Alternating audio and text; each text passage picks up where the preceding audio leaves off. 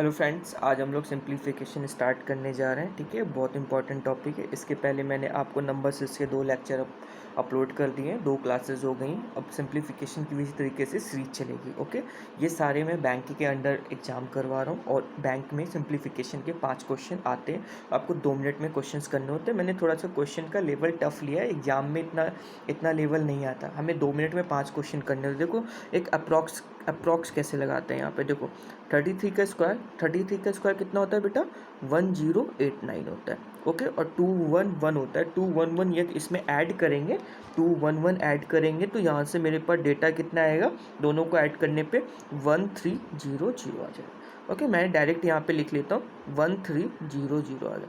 1300 का मुझे 53% निकालना है। कभी भी हम लोग 53% नहीं निकालते, इसका 50% निकालते हैं। इसका 50% 1300 का कितना होता है, देखो 50% निकाला तो हमारा कितना 650 हो गया। 650 के बाद अब इसका 3% निकालेंगे। 1300 का 3% कितना होता है बच्चा, 1300 का 3% होता है 39 होता है। ठीक है, इसमें से ये 39 हम लोग ऐड कर देंगे तो मेरे पास कितना डेटा आ गया, यहाँ से आ जाएगा 650 प्लस 689 आ गया। ओके, यहाँ से मैं सीधा लिखता हूँ 689, यहाँ पे आ गया 689 आ गया।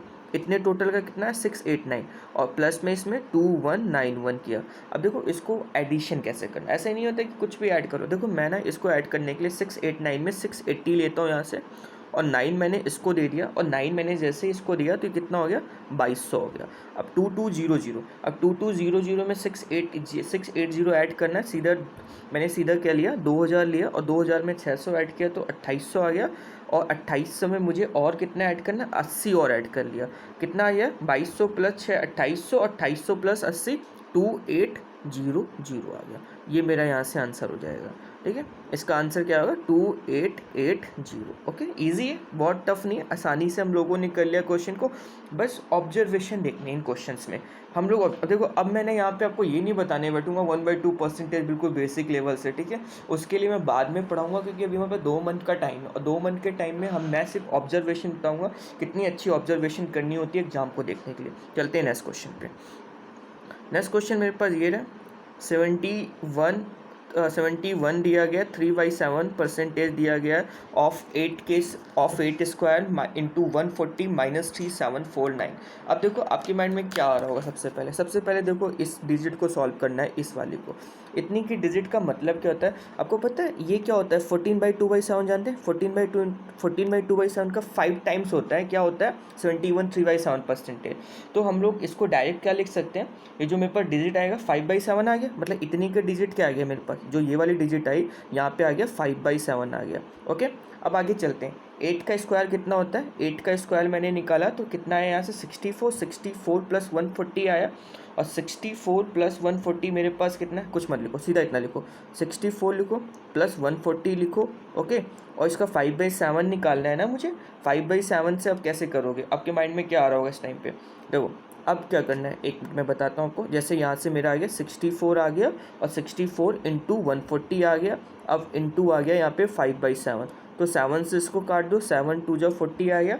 यहाँ पे मेरे पास है 5 2 जा कितना हुआ 10 आ गया, मतलब 10 और 0 100, मतलब 100 आ गया, तो 100 का मल्टीप्लाई 64 से हुआ तो कितना आ गया यहाँ से 6400। इतने का तो आ गया 6400, इसमें माइनस करना है 3749। अब इसमें से 3749 माइनस करेंगे तो देखो इसका माइनस करने के लिए सबसे बेस्ट तरीका, देखो सबसे पहले क्या करना है, इसको माइनस करने के लिए मुझे कुछ नहीं करना है। इसमें से मैं ना 3749 है और यहाँ पे 3749 है, तो मैं ऐसी कोई डिजिट पुट करूँ को जो इसको डायरेक्ट माइनस कर दें।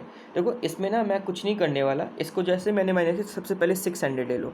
600 में 3749 में ना इसको ना 51 दे दो, इसको 51 दे दिया, तो जैसे 51 दे दिया तो ये मेरे पास कितना बन गया 3800 बन गया। अब 3800 में मैंने माइनस किया, तो माइनस करने के बाद मेरे पास डायरेक्ट कितना आएगा 2600 आएगा, 2600 आ गया।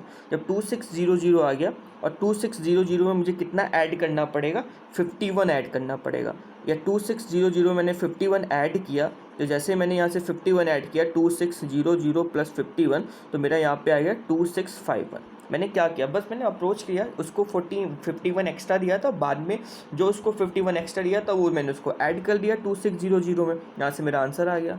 कितना टाइम लगा, मुश्किल से मुझे बताने में यहाँ पे आपको टाइम लग रहा है, मगर मुझे एग्जाम में इस क्वेश्चन को सॉल्व करने में मैं बताता हूँ अपना कि मैं 30 सेकंड में करता हूँ। 30 सेकंड से ज़्यादा टाइम नहीं लगता मुझे, 30 सेकंड, 15 सेकंड, 20 सेकंड में आराम से। बस ऑब्जर्वेशन पे सारी चीज़ें डिपेंड होती है कि आप कितना अच्छा ऑब्जर्वेशन कर रहे हैं। अगला क्वेश्चन देखिए, कितना थोड़ा सा टफ लग रहा है, कुछ मत करो इसमें। इस क्वेश्चन के लिए सबसे अच्छी अप्रोच क्या है, इसको देखो। 1728 का अंडर रूट क्यूब पूछा गया। जब इसका अंडर रूट क्यूब निकालोगे आपको पता होता है 12 के क्यूब होता है, 12 इंटू 12 इंटू 12 इंटू 1728 होता है। और 12 इंटू 4 कितना हुआ, 48 आया, यहाँ से 48 लिख लो। ओके, 21 का स्क्वायर कितना होता है, 441। बेटा ये तो याद करना पड़ेगा, स्क्वायर, क्यूब और आपको टेबल्स वगैरह, है ना। 17 इंटू 60 की बात हुआ, 17 इंटू 16 कितना होता है, 102 होता है। 17 इंटू 6 और 102 प्लस 0 और ऐड कर देंगे तो यहाँ पे आ जाएगा 102 और 0 ये ऐड कर दे यहाँ से। जब इसको ऐड किया तो यहाँ से अब मुझे डेटा निकालना आसानी हो गया।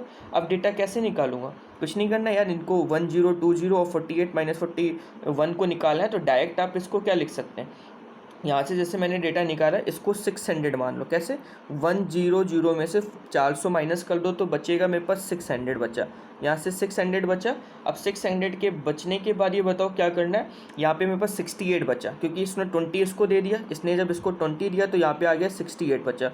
और जब यहाँ 68 बचा तो यहाँ पे कितना था, 41 बचा था। यहाँ से 68 माइनस 41 कितना गया, 27 आ गया। यहाँ से 27 आ गया, ठीक है, यहाँ से 27 आ गया। और यहाँ पे मेरे पास कितना था, यहाँ पे मेरे पास 600 था। 600 में तो मैंने 27 ऐड कर दिया। जब 600 में मैंने 27 ऐड किया तो यहाँ पे जो फाइनली जो वैल्यू निकल के आएगी 627 निकल। कुछ नहीं किया भाई, यहाँ पे इतने का डेटा निकाला मैंने, इतने का आया 1020 आ गया। इतने का डेटा मेरे पास आया था, कितना आया था बच्चा, इतने का 48 आया था। और ये माइनस में 441 है। तो मैंने कुछ नहीं किया, इसको 1000, इसको 2, इसको 20 दे दिए, इसके पास 68 हो गया, इसके पास 1000 बचा, इसके पास 400 बचा। 400 के 1000 माइनस के 600 बचा, 68 में से 41 माइनस किया तो 27, डायरेक्ट मेरे पास कितना आएगा, 627 आ गया। ज़्यादा दिमाग नहीं लगाना होता है, ईजी होते हैं सारे क्वेश्चन। नेक्स्ट बात करते हैं, 35 square minus 25 square plus 30 into 10 की पावर। ये बेटा ये ना, ये ऐसे थोड़ा सा इसमें करेक्शन कर लेना क्वेश्चन में, ये 0.5 की पावर है, ठीक है, इंटू 123 माइनस 166 है। देखो इस क्वेश्चन को करने के लिए सबसे पहले 35 का स्क्वायर कितना होता है, 35 का स्क्वायर तो सबको पता होना चाहिए ना, कितना होता है, 1225 होता है, 1225 लिख लिया। माइनस 25 का स्क्वायर कितना होता है, 625 होता है। ओके, और 3 प्लस 10 कितना होता है, 30 प्लस 10 कितना होता है, 300 होता है। देखो अब इसमें क्या करना है, सबसे पहले 1225 में 625 माइनस किया तो मेरे पास कितना बचा, 600 बचा। ओके, कोई दिक्कत। और यहाँ पे 300 बचा, 600 प्लस 300 कितना हुआ, 900 हुआ। यहाँ पे 900 की पावर दिया गया 0.5, 0.5 का मतलब 1/2। या जब इसको मतलब मैं सीधा लिखता हूँ 900 की पावर 1/2 का मतलब अंडर रूट लिया तो 900 का अंडर रूट कितना है, 30 आया। क्योंकि अंडर रूट का मतलब क्या होता है, अंडर रूट का मतलब होता है 1/2 होता है। तो यहाँ पे 900 का आ गया, यहाँ पे 30 आ गया। अब 900 का मेरे पास कितना आया, 30 आया, 30 आया यहाँ पे।